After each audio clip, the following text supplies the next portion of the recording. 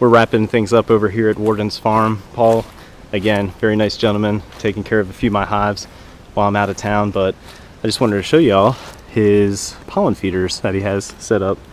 So this is a container that had rice in it. Pretty cool sunshade and weather shade, really, to protect the pollen from the rain. But I was hoping to capture a few bees coming and going on the pollen, but of course as I come over here they all left. So we'll give it a few minutes and see if we can watch a few bees feeding on some pollen substitute. Okay, came over to another pollen feeder. This one has more activity than the one I was just showing you. We'll get in nice and close because it's pretty cool to watch the bees hover like they are as their pollen baskets are filled up with pollen substitute. And the hives that we just inspected definitely show that they are on the substitute because there are multiple frames just packed full of pollen.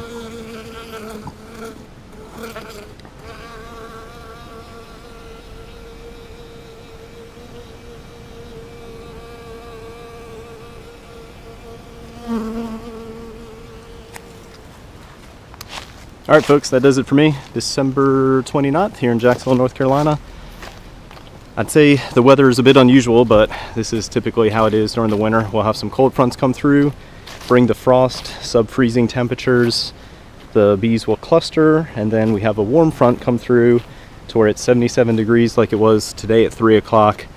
The clusters will break, bees will be out flying looking for food source, and of course nothing is in bloom in December, or not much is in bloom, I guess, in late December in eastern North Carolina, which is why it is important to feed your bees. And this time of year, you want to feed them 2-to-1 liquid feed.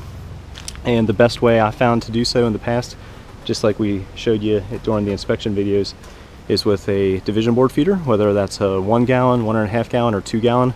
That's really personal preference. And then, just as important this time of year, you definitely want to provide them with some pollen substitute, whether that's pollen patties that you can put on top of the frames or in between boxes if you flatten it down enough, or just like I got done showing you, you can have some pollen feeders out. There's 1, 2, and then 3 on that very far tree. So hey, thanks again for watching Cole's Farm.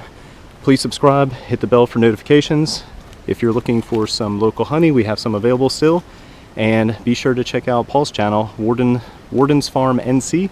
I'll link them in this video. Actually, I'll link them in all the videos and in the description. So go over to his channel, check him out, hit subscribe, show him some love, and then check out his inspection videos coming up in the near future of his hives. He's got a pretty cool bee yard here.